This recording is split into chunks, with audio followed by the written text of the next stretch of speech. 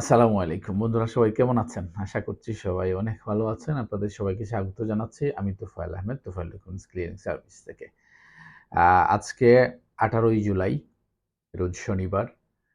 আ আপনারা অনেকেই আমাদেরকে কন্টিনিউ মেসেজ করছেন। যেমন গত ২ দিন থেকে প্রচুর একটা ফোন পাচ্ছি, সেটা হচ্ছে যে সংযুক্ত আরব আমিরাত সব দেশের জন্য ভিজিট ভিসা 5 ইয়ার্স মাল্টিপল যে ভিজিট ভিসা সেটা ওপেন করেছে এবং সেটার জন্য কি পরিমাণ ফোন পাচ্ছে সেটা আপনাদেরকে বলে বোঝাতে পারব না। যে সবাই বলতেছে যে ভাই বাংলাদেশের জন্য তো 5 ইয়ার্স এর মাল্টিপল ভিসা ওপেন হয়ে গেছে। এখন কি করব? কিভাবে অ্যাপ্লিকেশন করা যায়?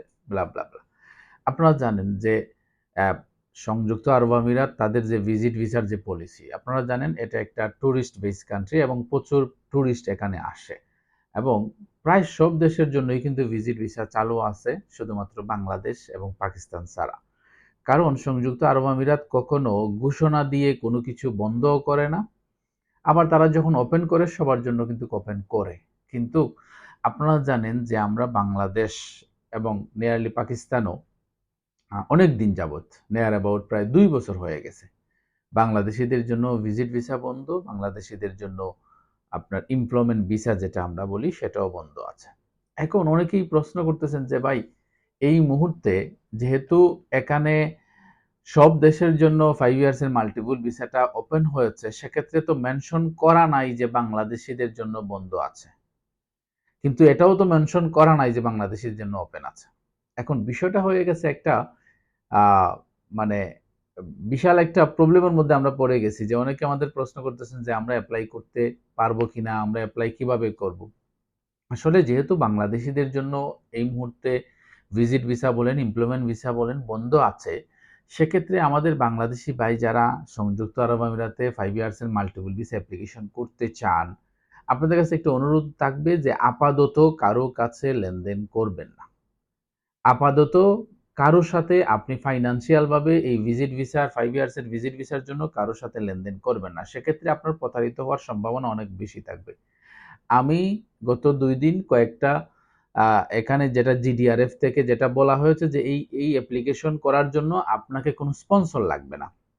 আপনি সেলফ স্পন্সরে করতে পারেন। পাশাপাশি আপনার জন্য কিছু আ ক্রাইটেরিয়া দেওয়া হয়েছে যে ক্রাইটেরিয়া গুলো ফিল আপ করেই আপনি এখানে ভিসাটা অ্যাপ্লিকেশন করতে পারবেন। আমি আমির সেন্টারের সাথে কথা বলেছি যারা এই ভিসাটা অ্যাপ্লিকেশন করতে পারে, যাদের অ্যাক্সেস আছে অ্যাপ্লিকেশন করার জন্য।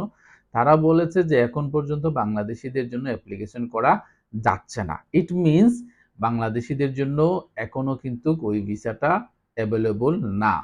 সো আপনারা লেনদেনের ক্ষেত্রে আমাদের বাংলাদেশী ভাই যারা অধীর আগ্রহে অপেক্ষা করছেন যে সংযুক্ত আরব আমিরাতে আসবে, আপনারা জানেন যে কোনো একটা নিউজ আসার সাথে সাথে বাংলাদেশের সব টিভি চ্যানেল, সব পত্রিকা তারা একটা নিউজ যাচাই বাছাই করার আগেই কিন্তু একদম ভাইরাল করে দেয়। সো ভাইরাল নিউজটা দেখেই আপনি সেটা সত্য, সেটা মিথ্যা এভাবে আসলে বিশ্বাস করাটা ডিফিকাল্ট হয়ে যাবে। সো আমরা চেষ্টা করি আপনাদেরকে অথেন্টিক ইনফরমেশন গুলো দেওয়ার জন্য।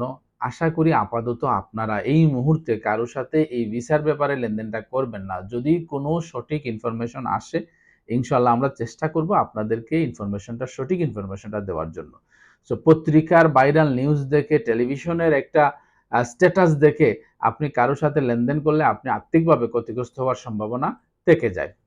পাশাপাশি বর্তমানে আপনারা জানেন সংযুক্ত আরব আমিরাতে আমরা যারা বাংলাদেশী আছি বর্তমান সময়ে আমরা যারা ইনসাইটে আছি আমাদের জন্য ট্রান্সফার ভিসাটা বন্ধ আছে। আমাদের জন্য সব ধরনের ভিসাই বলতে গেলে বন্ধ আছে।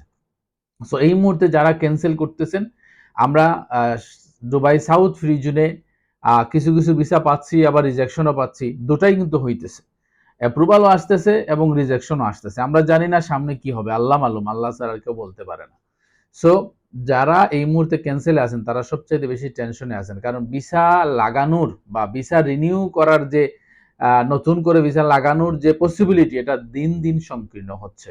পাশাপাশি আলহামদুলিল্লাহ এই মুহূর্তে যারা রিনিউ করতেছেন, যাদের ভিসা শেষ হয়ে যাচ্ছে, রিনিউ করতেছেন মোটামুটি আলহামদুলিল্লাহ রিনিউ এর অ্যাপ্রুভাল রেশিওটা অনেক ভালো আসতেছে। আমরা নরমালি আশা করছি হয়তোবা নরমাল হয়ে যাবে। পাশাপাশি অনেকেই আমাদেরকে প্রশ্ন করতেছেন যে আসলে এই মুহূর্তে যারা অনেকের গত ১৩ জুলাই অনেকের যারা আউটসাইডে আছেন, অনেকের ভিসা অটোমেটিক্যালি ক্যানসেল হয়ে গেছে। এর কারণ কি? এর কারণ আসলে স্পেসিফিকভাবে কেউ আসলে বলে নাই যে কারণ কি। এটা অটোমেটিকলি হয়ে গেছে, হয়তো সিস্টেমের প্রবলেমের কারণে হতে পারে। সো আমাদের বাংলাদেশি ভাই যারা বাংলাদেশে আছেন অর্থাৎ ছুটিতে আছেন, যাদের 4 মাস 5 মাস হয়ে যাচ্ছে, আপনাদের কাছে রিকোয়েস্ট থাকবে দ্রুত আপনার যদি ইমার্জেন্সি কাজ না থাকে, আপনি যদি আপনার ভিসাটা অনলাইনে চেক করে দেখেন অ্যাক্টিভ আছে, চেষ্টা করবেন দ্রুত আপনি এই সংযুক্ত আরব আমিরাতে ব্যাক আসার জন্য, ফেরত আসার জন্য। হয়তো আপনার একটা প্রবলেম হতে পারে, কারণ অনেক সময় হয় কি সিস্টেমের কারণে অনেকের প্রবলেম হয়ে যায়। সো আপনার জন্য প্রবলেম না হয় প্রথমে চেক করবেন যে অনলাইনে আপনার ভিসাটা অ্যাক্টিভ আছে কিনা, যদি তাকে দ্রুত ফেরার চেষ্টা করবেন। এবং আরেকটা জিনিস করবেন, আপনি আসার সময় আপনি ই গেট দিয়ে না এসে আপনি চেষ্টা করবেন ম্যানুয়ালি ইমিগ্রেশন করে আসার জন্য। সেক্ষেত্রে হয়তো আপনার একটু সময় লাগতে পারে, বাট সেটা আপনার জন্য রিস্ক কিছুটা হলেও কম হতে পারে। সো এটা অনেক সময় 5-6 মাসের উপরে চলে যাচ্ছে যাদের, তাদের অটোমেটিকলি ক্যান্সেল হয়ে যাচ্ছে। এটা কার হবে কার হবে না সেটা আসলে আমাদের বলার মতো কিছু নাই। সো এই ছিল বর্তমানে সংযুক্ত আরব আমিরাতের আমাদের কাছে আপডেট। আশা করি যদি কোনো আপডেট, নতুন কোনো আপডেট আসে আমরা আপনাদের সাথে শেয়ার করব এবং আপনাদেরকে সবসময় চেষ্টা করব সঠিক ইনফরমেশন দিয়ে আপনার সাথে থাকার জন্য। সবাই আমাদের ভিডিওটা শেয়ার করে সবাইকে দেখার সুযোগ করে দিবেন। সবাই অনেক ভালো থাকবেন। আসসালামু আলাইকুম।